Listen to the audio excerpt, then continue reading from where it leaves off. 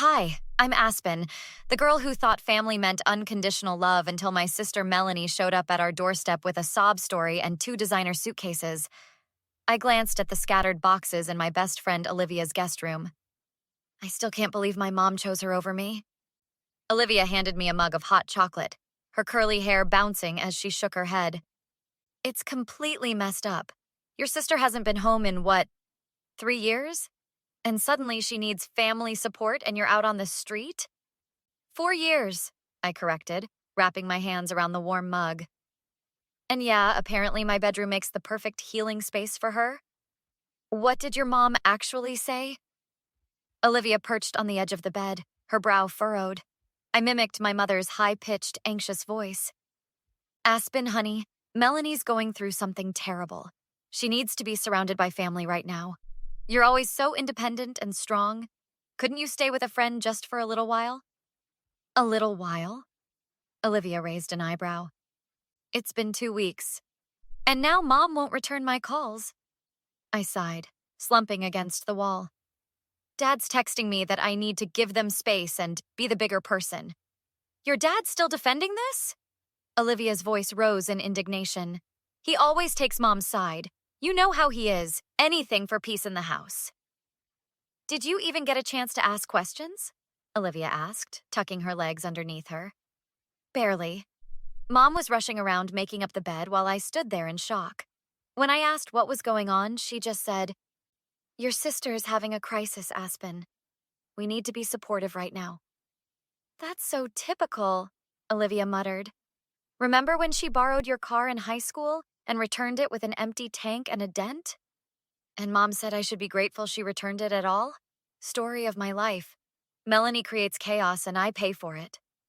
My phone buzzed. I glanced down at the screen and frowned. It's my cousin Jenna. Hey, Jenna, I answered, putting the phone on speaker. Aspen, oh my God, I've been trying to reach you. Is it true? Did Aunt Carol really kick you out? Yeah, she did. Melanie's back and apparently needs my room for her healing journey or whatever. There was a long pause on the line. Aspen, do you know why Melanie's actually back? Family support? I rolled my eyes at Olivia. No. Jenna's voice dropped to almost a whisper. Uncle Mark called my dad yesterday. Melanie got fired from her job in Boston. Something about company funds going missing. She didn't come home for support. She's hiding out. I sat up straight. What? And that's not all, Jenna continued.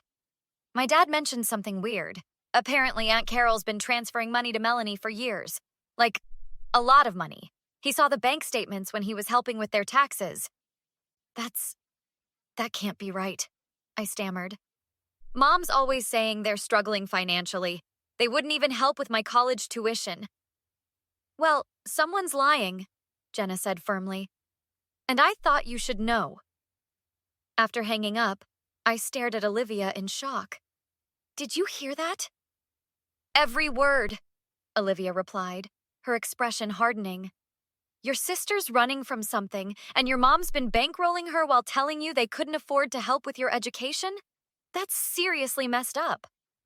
I've been working 2 jobs to pay for school, I said, my shock giving way to anger. I've been eating ramen noodles and sharing a cramped apartment with 3 roommates while they've been sending money to Melanie. What are you going to do? Olivia asked, leaning forward. I met her gaze, my jaw tightening. Find out exactly what they've been hiding from me. The next morning, I sat across from my father at the corner booth of Manny's diner. He looked uncomfortable, fidgeting with his coffee cup. Thanks for meeting me, Dad, I said, studying his face. Of course, sweetheart. Look, I know you're upset about the room situation. This isn't about my room, I cut him off.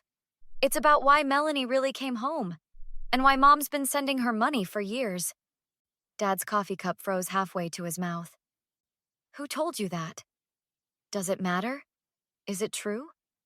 He set the cup down slowly. Your sister has had struggles. Your mother was just trying to help. Struggles? According to Jenna, she was fired for stealing company money. That's not... He stopped himself, eyes darting around the diner. It's complicated, Aspen. Then uncomplicate it for me, I demanded. Why has Mom been lying about having money? Why couldn't they help me with college if they were sending cash to Melanie? Dad ran a hand over his thinning hair. Your sister has had some addiction issues. Gambling. Your mother didn't want anyone to know. She's been trying to help Melanie get back on her feet. For 4 years? While I've been struggling and working multiple jobs? Your mother thought you were doing fine on your own. You've always been the responsible one. So I get punished for being responsible? That's your explanation? A waitress approached our table. Everything okay here? Fine, Dad and I answered simultaneously. After she left, Dad leaned forward. Look, Aspen, family matters are private. Private? You kicked me out of my home. We didn't kick you out. We just asked for some temporary space. For a thief? For someone who's been draining your bank accounts? My voice rose and heads turned at nearby tables. Dad's face flushed. Keep your voice down. You don't understand. Then help me understand. How much money has Mom sent her? His silence told me everything. I want to see the bank statements, I said firmly. Absolutely not. That's private. Private like the college fund you promised me? The one that mysteriously disappeared when I graduated high school? Did that go to Melanie too? Dad's eyes widened in surprise. I'll take that as a yes, I said coldly. Aspen, please try to understand, Dad pleaded. Your sister was in serious trouble. There were people after her. What kind of people? The kind you don't want to mess with, he whispered. Loan sharks. So instead of getting her real help, you and Mom just kept paying her debts? Enabling her addiction? We tried to get her into programs, Dad protested. She'd go for a while, then she'd call with another emergency and you'd bail her out again. I pulled out my phone. I've been documenting everything. Jenna's statement, this conversation, and next I'm talking to Uncle Roger about the tax forms he helped you with. Aspen, stop this right now. No, I said, standing up. For once, I'm not being the responsible one who looks the other way. This family has been lying to me for years, and now I want the truth. 3 days later, I stood in my parents' living room. Mom sat rigid on the sofa, Melanie beside her. Dad paced by the window. Uncle Roger sat in the armchair, a folder of documents on his lap. I don't understand why you've called this ambush, Mom said, her voice tight with anger. It's not an ambush, it's a family meeting, I replied calmly, about truth and consequences. Melanie rolled her eyes. Always so dramatic, Aspen.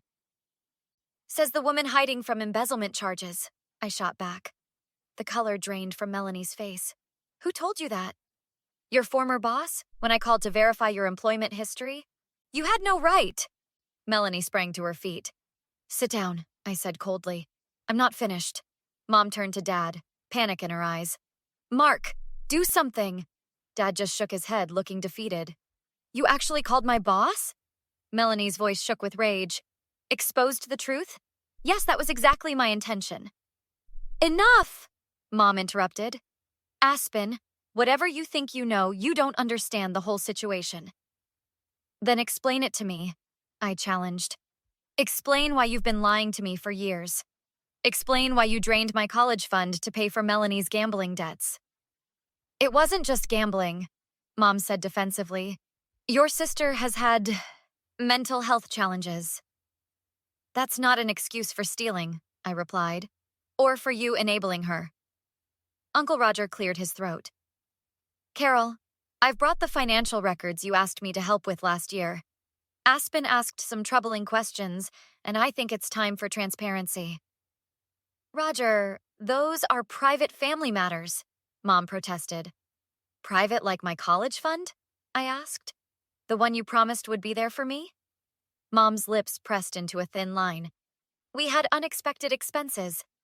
Like Melanie's gambling debts? I challenged. Or the money she stole from her company? It wasn't stealing, Melanie snapped. I was going to pay it back. With what? More of Mom and Dad's money, or were you planning another creative accounting project? You don't understand what I've been through. Melanie's voice broke theatrically. Save it, I interrupted. I've heard enough of your excuses. I turned to Uncle Roger, who nodded and opened his folder. Carol, Mark, he began seriously. Over the past 4 years, you've transferred approximately $127,000 to Melanie's accounts. Mom gasped. Dad sank into a chair. That can't be right, Dad muttered. It is, Uncle Roger confirmed. I've documented every transfer, including the $43,000 from Aspen's college fund. The room fell silent. You told me that money was gone because of market downturns, I said quietly to my parents. You watched me take out loans and work multiple jobs. You let me believe you couldn't afford to help me. We were trying to save your sister, Mom whispered. By sacrificing me? It wasn't like that, Dad protested weakly. It was exactly like that, I countered. And now I want to know what you plan to do about it. Melanie stood up again, panic in her eyes. What do you mean? I mean, I've spoken to the district attorney's office. They're very interested in your embezzlement case, especially since you crossed state lines. You wouldn't dare, Melanie hissed. I already did, I replied. They're expecting you to turn yourself in by tomorrow.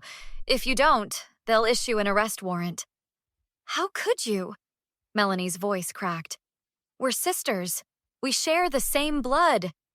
Blood doesn't mean loyalty, I responded, meeting her gaze directly. Actions do. And your actions have shown exactly how much you value our relationship. 0. It wasn't personal, she insisted, tears forming in her eyes. I was desperate. And I wasn't? Working 2 jobs, taking out loans, living on ramen while you were living it up in Boston. The difference is, I didn't steal or manipulate to get what I needed. 6 months later, I sat across from my parents at the mediation table. Their attorney looked uncomfortable. Mine looked confident. The terms are straightforward, my attorney explained. Full restitution of the college fund that was promised to Aspen, plus interest. Additionally, compensation for the living expenses she incurred when she was displaced from her home. This is extortion, Mom said, her voice brittle. Actually, my attorney countered, it's a settlement offer that's far more generous than what a court would likely award, given the documented fraud. Fraud? Dad echoed, looking stunned. Yes, Mr. Carter. Misappropriating funds specifically designated for your daughter's education constitutes fraud in this state. My parents exchanged worried glances. We can't possibly pay this amount, Dad protested. You managed to find $127,000 for Melanie, I reminded them. And the house is worth at least twice that. Mom's face crumpled. You want us to sell our home? You made your choice when you chose Melanie over me, I replied, unmoved. Actions have consequences. The next hour passed in a blur of signatures and legal terminology. When it was finished, my parents approached me in the hallway. Aspen, please. Mom reached for my arm. Can't we talk about this? We're still family. I stepped back from her touch. Family doesn't do what you did to me. I know we made mistakes, Dad said. But Melanie needed help. So did I replied. But you chose her. Every single time you chose her. She's serving time now because of you, Mom accused, her voice breaking. She's serving time because she committed a crime, I corrected. Multiple crimes? And when she gets out? What then? Dad asked. That's not my problem. It never should have been my problem. Mom's eyes filled with tears. Will we ever see you again? I considered the question carefully. I don't know. Maybe someday when I've finished my education. The education I'm now able to complete without working myself to exhaustion. We love you, Aspen, Dad said, his voice cracking. Love isn't enough, I replied. Not without respect, honesty, and fairness. Olivia was waiting for me outside, leaning against her car. How did it go? She asked as I approached. It's done, I replied, feeling lighter than I had in months. They're selling the house to pay the settlement. And Melanie? Still has 8 months left on her sentence. After that, she's on her own. How do you feel? Olivia studied my face. I considered the question carefully. Vindicated, but also sad. Not for them, but for the family I thought I had. You have family, Olivia said firmly. Me, Uncle Roger, Jenna, the people who actually care about you. As we drove away, I watched my parents growing smaller in the rearview mirror. They stood huddled together, looking lost. Do you think you'll ever forgive them? Olivia asked quietly. No, I answered honestly. Some betrayals cut too deep for forgiveness, but I'm not angry anymore. I'm just done. What's next for you? I smiled for the first time that day. Finishing my degree, without working myself to exhaustion, starting fresh. The settlement money would never replace what I'd lost, the trust, the security, the illusion of unconditional love. But it would give me something my family never had. A future built on truth instead of secrets. What would you do if the people who were supposed to protect you chose someone else? Would you fight back or walk away?